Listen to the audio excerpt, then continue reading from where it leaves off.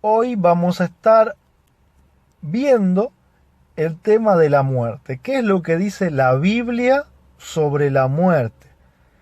Una de las cosas a las que más le tememos, no solamente por nosotros mismos, sino tenemos mucho miedo de perder a la gente que más amamos.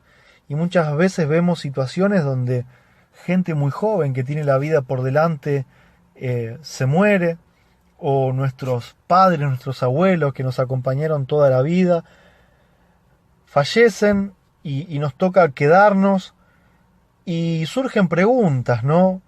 ¿Qué pasa después de que alguien muere? ¿Se va a algún lado? ¿La persona queda viva de alguna forma? ¿Su alma va hacia algún lugar? ¿Es verdad que cuando alguien muere va al cielo o al infierno? ¿O simplemente deja de existir y no hay nada más después de la muerte? Todas estas preguntas son muy comunes y entendibles. Nosotros lo que vamos a hacer hoy es tratar de encontrar respuesta a cada una de ellas a través de la Biblia. En este programa creemos que la Biblia es la palabra de Dios, contiene la revelación de Dios para nosotros. Es donde Dios dejó las instrucciones de todo lo que debemos saber. Entonces, nos sujetamos a esta revelación. Vamos a ir abriendo nuestras Biblias. Les voy a pedir que vayamos buscando en el libro de Génesis, el capítulo 3, versículo 19. Génesis 3, 19. Pero antes, les comento que en el diccionario de la lengua española se nos da una definición de la palabra muerte. Y esta definición es la cesación de la vida. En otras palabras, el verbo morir o el sustantivo muerte denotan cesación de la vida en el cuerpo humano. Sabemos que cuando alguien está vivo, el cerebro tiene impulsos nerviosos, sabemos que el corazón late y bombea sangre, y eso es lo que nos permite que los órganos funcionen, que los sistemas funcionen y ser una persona consciente, ¿sí? En el ser humano como también en los animales. Cuando esa vida deja de ser, nosotros vemos que el cuerpo se descompone. En unos pocos días tiene un mal olor y cuando pasan los años simplemente quedan los huesos hasta que los huesos se hacen polvo y prácticamente no queda nada. Y esto es lo que nos dice la Biblia en el libro de Génesis, capítulo 3, versículo 19. Dice, pues polvo eres y al polvo volverás. ¿Qué significa esto? Al que le interese puede leer el relato completo del Génesis, desde los capítulos del 1 al 3, donde se desarrolla cómo fue la creación de Dios, y vamos a ver que dice que Dios formó al hombre a su imagen y semejanza del polvo de la tierra. O sea, hizo un muñeco como de barro y sopló por su nariz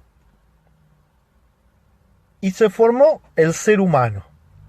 Eso es lo que nos dice la Biblia. Entonces, acá nos está diciendo en Génesis 3:19 que cuando la vida deja de ser, el cuerpo vuelve a lo que fue en un principio, polvo, de donde fue creado. Este mismo pensamiento también aparece en el libro de Eclesiastés. Eclesiastés capítulo 12, versículo 7, nos dice, y el polvo vuelva a la tierra como era, y el espíritu vuelva a Dios que lo dio. Entonces ahora nos vamos a meter un poquito en un análisis más profundo de qué es esto del espíritu o del aliento de vida. Vamos a ver de dónde viene. Sabemos que el cuerpo se desintegra, no se va a ningún lado. Pero ahora tenemos un nuevo concepto que nos dice que el espíritu vuelve a Dios que lo dio. En la versión o en una de las versiones más comunes de las Biblias que se venden en cualquier librería cristiana, que es la versión Reina Valera 1960, cuando relata el tema de la creación en Génesis capítulo 2, versículo 7, dice lo siguiente: Entonces Jehová Dios formó al hombre del polvo de la tierra y sopló en su nariz aliento de vida, y fue el hombre un ser viviente.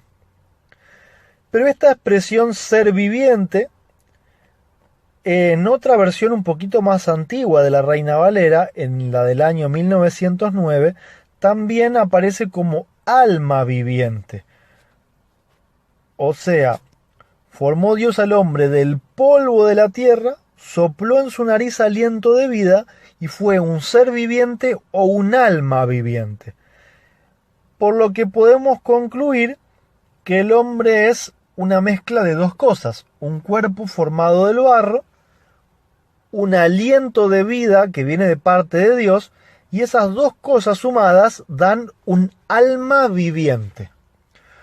Por lo tanto, si ustedes alguna vez escuchan una expresión como que las almas son espíritus que pueden ir flotando por el aire o que están en determinados lugares, a partir de ahora ustedes pueden saber que eso es falso, porque para ser un alma viviente tenemos que tener un cuerpo y tenemos que tener el soplo de vida.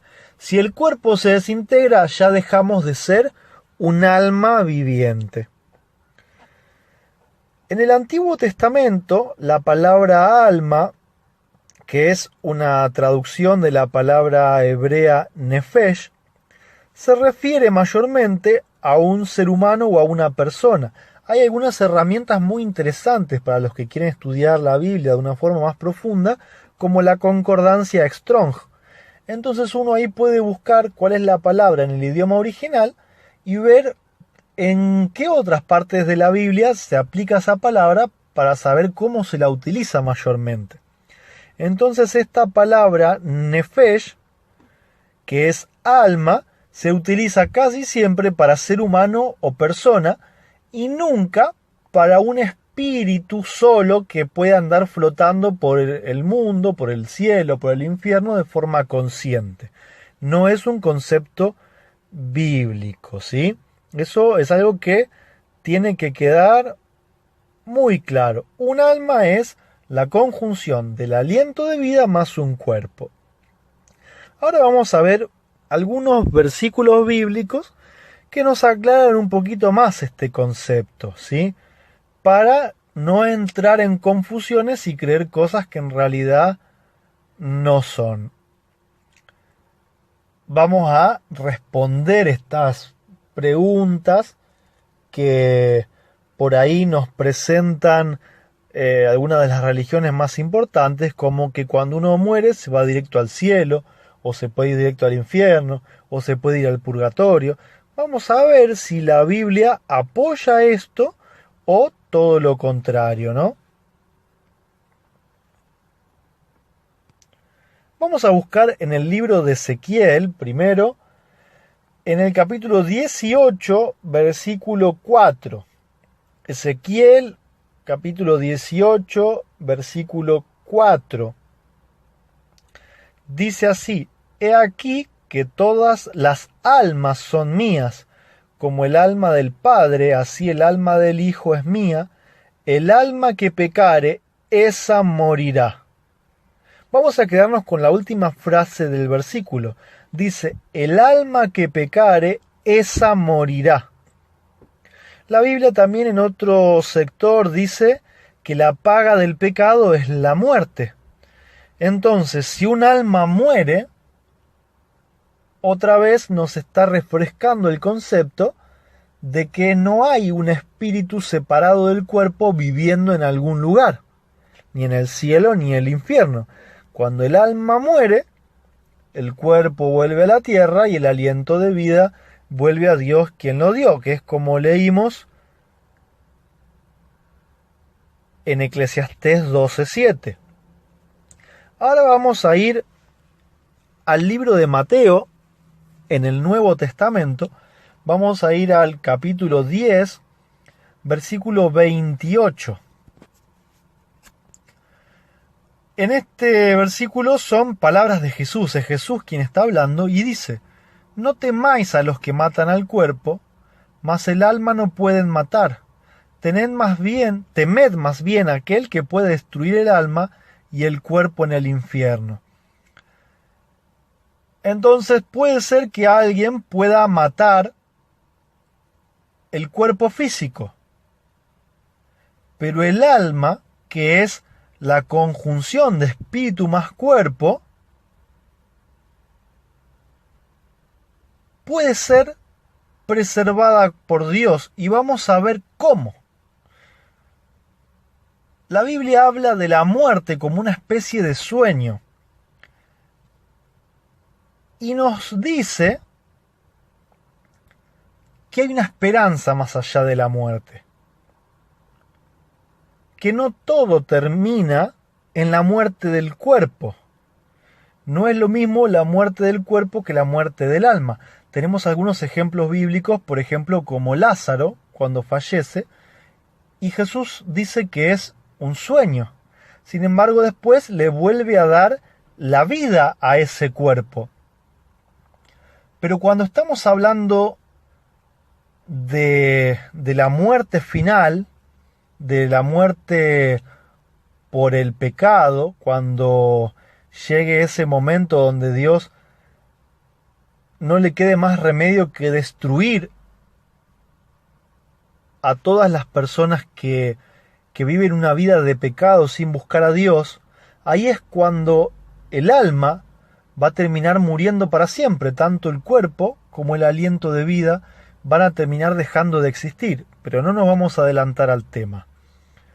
Vamos a ver cuál es la condición ahora del ser humano durante la muerte. Vimos que el cuerpo vuelve a la tierra, pero vamos a ver qué pasa con el resto, ¿no? Vamos a buscar en el libro de Eclesiastés, en el capítulo 9, Eclesiastés capítulo 9, versículos 5 y 6. Dice así: porque los que viven saben que han de morir, pero los muertos nada saben, ni tienen más paga, porque su memoria es puesta en olvido. También su amor y su odio y su envidia fenecieron ya, y nunca más tendrán parte en todo lo que se hace debajo del sol. Este versículo es muy pero muy claro. Dice que los vivos saben que alguna vez se van a morir, pero que los muertos ya no saben nada. No hacen nada, no tienen más paga, su memoria es olvido, o sea, no tienen más memoria de nada. Su amor, su odio, todo lo que representa amor, odio, envidia, son sentimientos. También fenecieron, o sea, murieron ya, y nunca más tendrá parte en lo que se hace debajo del sol, o sea, en esta tierra. No están en otro lado viviendo otra vida en forma de espíritus, o no están reencarnados, porque también hay personas que enseñan que cuando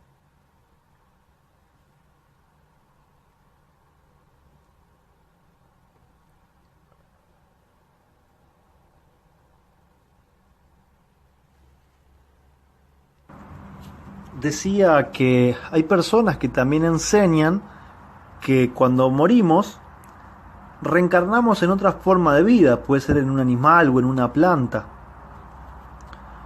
Pero acá dice que tanto la memoria como los sentimientos son puestas en el olvido y que nunca más tendrán parte en la tierra.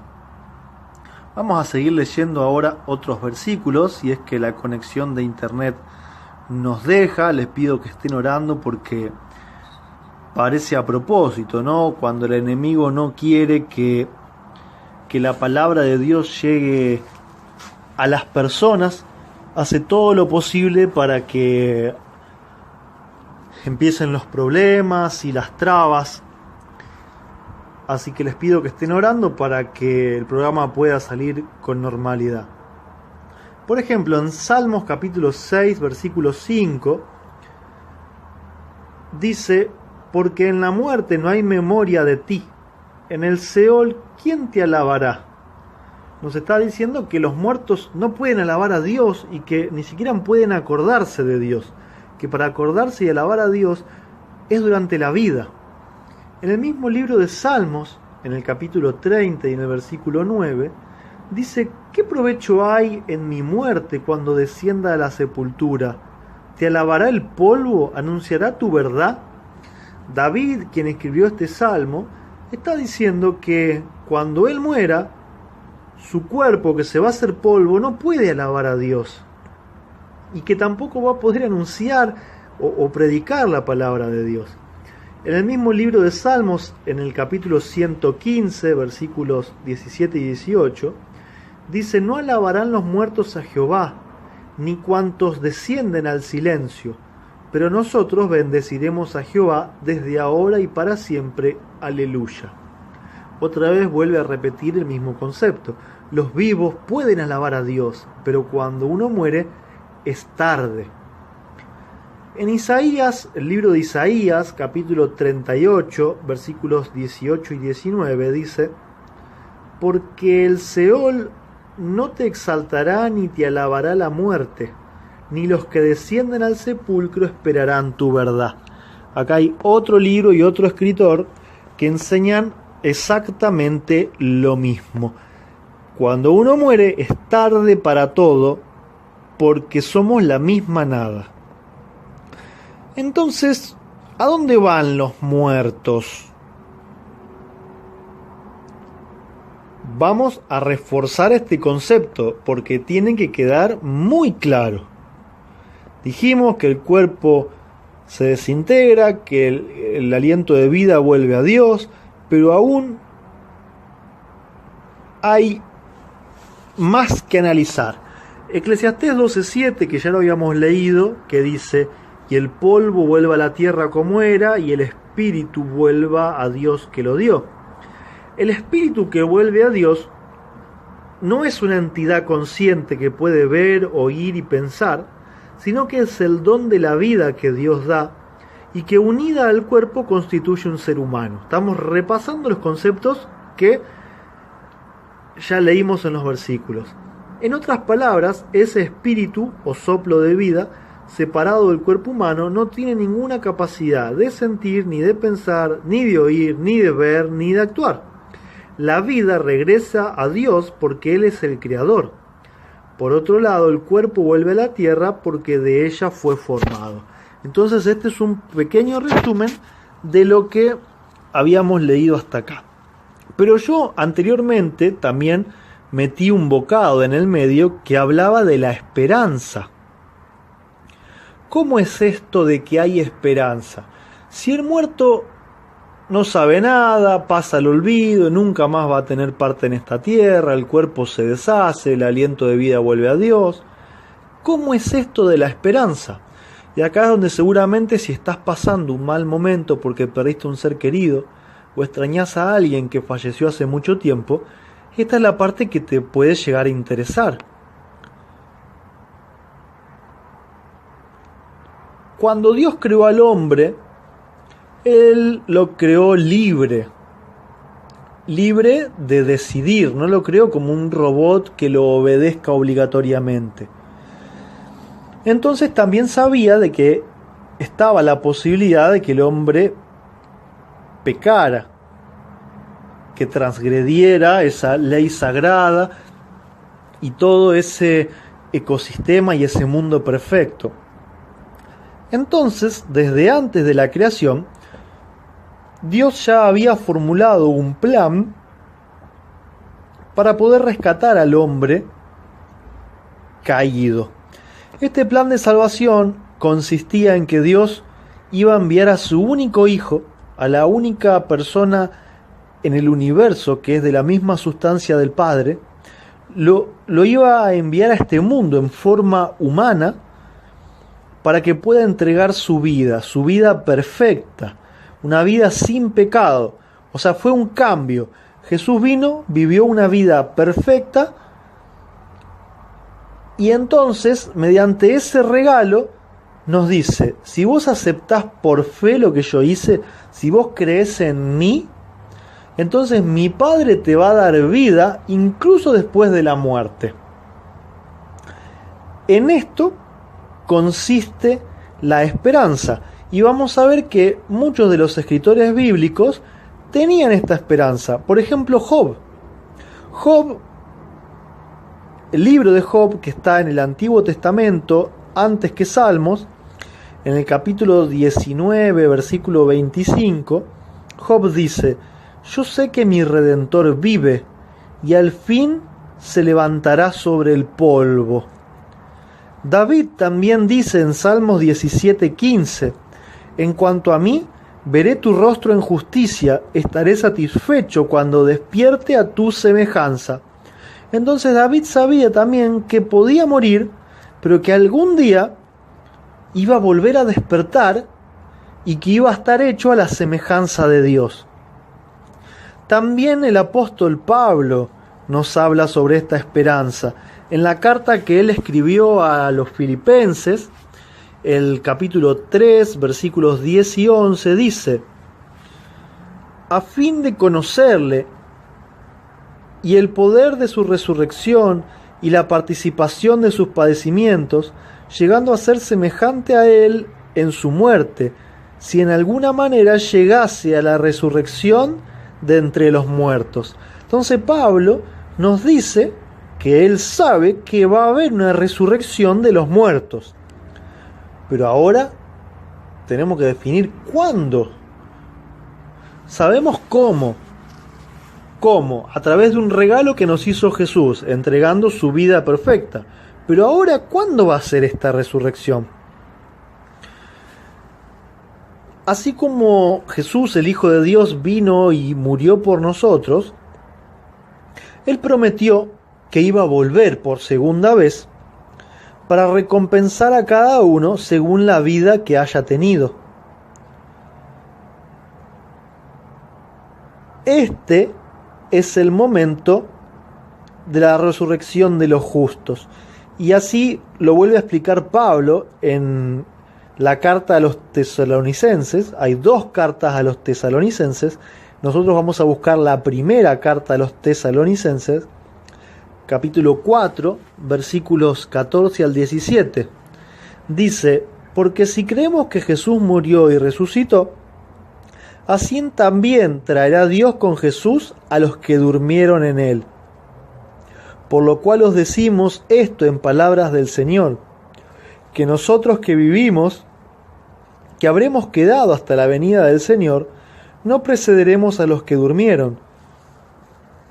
Porque el Señor mismo, con voz de mando, con voz de arcángel y con trompeta de Dios, descenderá del cielo, y los muertos en Cristo resucitarán primero.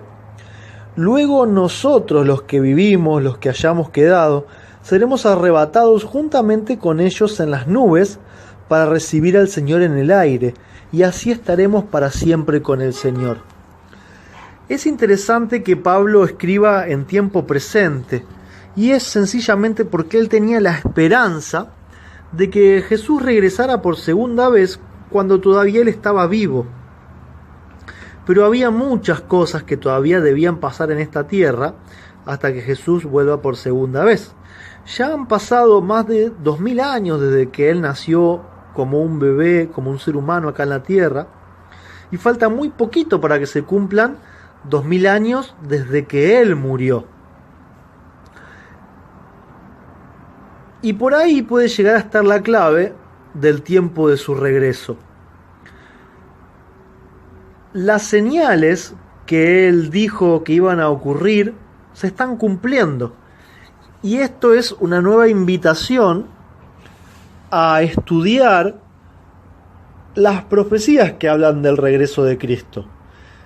Si te comprometes con este programa a escucharnos cada viernes, vas a encontrar que en los programas siguientes, en alguno de ellos, vamos a estar hablando de las profecías que hablan del próximo regreso de Cristo, de su segunda venida a la tierra, esta vez para resucitar a los muertos que durmieron en él y para llevarse también a los que están vivos a vivir una vida mejor en el cielo. Ahora, ¿qué significa dormir en el Señor? O dicho de otra manera, ¿cuáles son los requisitos para ser parte de esa resurrección o para que nuestros familiares que fallecieron sean parte de esa resurrección? Hay una muy buena noticia. En el libro de Habacuc, que se encuentra en el Antiguo Testamento, capítulo 2 y versículo 4, se nos dice: He aquí que aquel cuya alma no es recta se enorgullece, mas el justo por su fe vivirá. Esta es la buena noticia. Vamos a traducir un poquito el versículo. El que hace las cosas mal es una persona orgullosa y cree que por su propia cuenta puede alcanzar la perfección, que puede hacer las cosas bien, o que mejor que él no puede hacer nadie las cosas. Eso es el orgullo del que no es recto. Dice, pero el justo por su fe vivirá. ¿Saben lo que esto significa?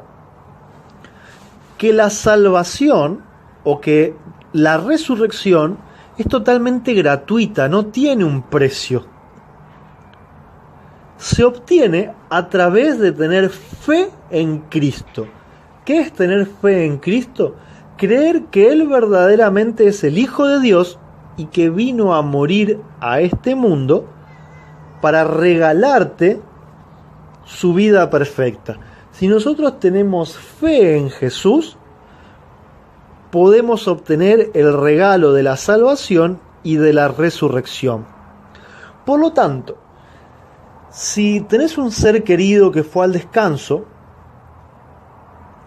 no hay como un requisito ser experto en Biblia o incluso haber sido perfecto, porque la Biblia dice no hay justo ni aún uno. Pero ¿sabes qué es lo que Dios mira? El corazón. Mira la fe en su Hijo, la fe en la muerte de su Hijo. Eso significa morir en el Señor. Cuando una persona está convencida de lo que Cristo hizo por cada uno de nosotros, más allá de que haya tenido sus errores, sus defectos, dijimos que el regalo de la salvación es totalmente gratuito, teniendo fe en Cristo. Esto se llama justificación por la fe, ser justificados por la fe.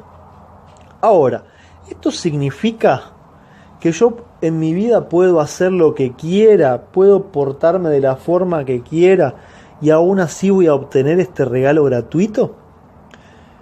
Lamentablemente, no. La Biblia dice en el Evangelio de Juan, capítulo 14, versículo 15, Jesús en realidad deja registradas sus palabras aquí y dice: si me amáis, guardad mis mandamientos. ¿Qué significa eso? Que si nosotros tenemos fe en Jesús y le amamos, eso también se va a ver reflejado en nuestras vidas. Yo no puedo decir que tengo fe en el Hijo de Dios y que amo a Dios si después le doy una paliza a mi hermano, si le robo a mi prójimo, si odio a mi vecino. Hay un dicho muy popular que dice: de la abundancia del corazón habla la boca. También podríamos decir: de la abundancia del corazón hablan nuestras acciones. Entonces, tener fe en Jesús y amarlo se traduce automáticamente en nuestra forma de vivir. Toda persona que haya intentado con todas sus fuerzas ser una buena persona, amar a Dios y amar a su prójimo, que en definitiva es como se resumen los mandamientos. Jesús lo resumió de esa forma: amarás al Señor de todo corazón y con toda tu mente, y a tu prójimo como a ti mismo.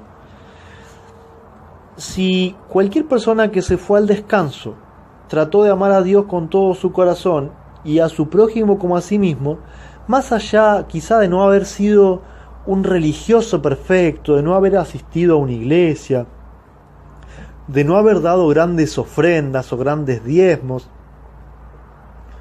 más allá de todo eso, la fe en Cristo le puede dar la oportunidad de la resurrección, la oportunidad de una vida eterna junto a Jesús y junto a Dios nuestro Padre. Hay esperanza, no todo acaba cuando nuestro cuerpo va a la tierra y cuando nuestro aliento de vida vuelve a Dios. Por el momento vamos a quedar en el olvido. Debes tener la certeza de que tus seres queridos no están sufriendo en ningún lugar, no están ni en el cielo ni están en el infierno. Su cuerpo se desintegró en la tierra y su memoria fue puesta en olvido hasta el día que Jesús vuelva por segunda vez a esta tierra y tome las decisiones, decida qué persona fue buena, trató de amar a Dios de corazón y tuvo fe en el Hijo de Dios, y qué persona eligió el camino del orgullo, de la complacencia propia y de los placeres de este mundo en vez de seguir el camino de Dios. Nosotros, que estamos vivos, todavía tenemos la oportunidad de agradecer a Dios por esta maravillosa esperanza, por ese maravilloso plan que Él diagramó, aún cuando significaba que su único hijo debía morir. Nosotros que estamos vivos todavía podemos amar más a Dios, podemos arrepentirnos de todas las cosas malas que hemos hecho y podemos empezar a demostrar en nuestras vidas la fe que tenemos en el Hijo de Dios y que esa fe se pueda traducir en una buena vida de una buena persona con corazón puro, no porque las obras paguen la salvación o justifiquen a alguien, sino porque sean el resultado de vivir con amor en nuestro corazón. Si nosotros vivimos de esa manera, con Cristo en nuestro corazón, con Cristo morando en nuestro corazón, seguramente dentro de muy poco tiempo, cuando Jesús vuelva otra vez, nosotros vamos a poder obtener ese regalo precioso de la vida eterna y vamos a poder volver a ver a todos nuestros seres queridos que en este momento descansan y que estamos extrañando con mucha tristeza. Pero no olvidemos, hay una esperanza. Y es la esperanza más hermosa que cualquier otra cosa que podemos imaginar en este mundo. Y esa esperanza solamente la puede dar Dios a través de su Hijo Jesucristo. Que Dios nos bendiga a todos, que nos ayude a ser conscientes de los tiempos que estamos viviendo y que también nos use como herramientas para poder llevar este mensaje de esperanza a otras personas que aún no lo conocen. Tenemos algunos de nuestros amigos que están conectados. Analía ha mandado sus saludos, Lautaro también. Estamos ahí viendo su mensaje. Emanuel y Paula con sus hijitos desde Santiago de Chile nos está también escuchando, y acá tenemos una excelente idea que nos está dando Lautaro. Como hicimos el programa pasado, vamos a hacer un hashtag para poder compartir. El hashtag es cuando en las redes sociales nosotros comenzamos una frase poniendo adelante el numeral. Vamos a poner numeral 7M sin espacio. Vamos a poner la frase: hay esperanza en Jesús. Numeral 7M, hay esperanza en Jesús. Vamos a compartir esta frase. tiene que ser sin ningún espacio. Numeral 7M, hay esperanza en Jesús. Y en ese hashtag podés agregar, alguna frase o algún versículo que te haya quedado de este programa o de este estudio. Puede ser una frase que tenga que ver con la segunda venida de Cristo, alguna frase que defina lo que es la muerte, alguna frase que tenga que ver con la fe, la que a vos se te ocurra. Ponés la frase, ponés el versículo y abajo ponés numeral 7M, hay esperanza en Jesús. Entonces, de esta forma, cuando compartamos las publicaciones, cada vez que alguien haga un clic en ese hashtag, va a ser como un link que lo va a enviar a un lugar donde van a estar todas las frases que nosotros hoy podamos compartir. Muchas gracias a cada uno de ustedes por haber estado hoy acá compartiendo su tiempo, compartiendo su paciencia. Estamos buscando mejorar, invertir en nuevas herramientas para que el programa pueda salir cada vez mejor. No porque tengamos algún tipo de orgullo, sino porque creemos que los mensajes que Dios nos da deben ser llevados a todas las personas en este mundo de la mejor forma posible. Entonces, por ahí todavía estamos teniendo algunos problemitas con las conexiones, con los servidores, con las herramientas que usamos, pero quiero que sepas que estamos trabajando para mejorar cada momento, también hacer lo posible para tener más programas en la semana, no solo uno. Pero bueno, todo eso va a ir dependiendo de los recursos que podamos tener, de los recursos que podamos ir generando, pero la idea es también que otras personas se puedan sumar y tener programas en diferentes horarios en esta misma frecuencia, con la misma aplicación, con el mismo link en internet. Así que te pido que puedas estar orando por esta radio, por este servidor, para que podamos crecer y llevar el mensaje de esperanza a un mundo que hoy desespera, a un mundo que está estresado, un mundo que está desesperado, que necesita de Dios. Por eso te pido que puedas orar de forma especial para que podamos crecer, para que podamos avanzar. Vamos a terminar este programa compartiendo también una alabanza musical que habla un poco del momento cuando estemos con Cristo, cuando Él venga por segunda vez. Vamos a vivir cosas que hoy no podemos imaginar, y este himno, esta alabanza nos habla un poquito y nos describe ese momento. Así que te invito a que puedas compartir conmigo este momento, que puedas, si querés, después buscar este himno en internet y guardarlo, atesorarlo en tu corazón y compartirlo también con otras personas.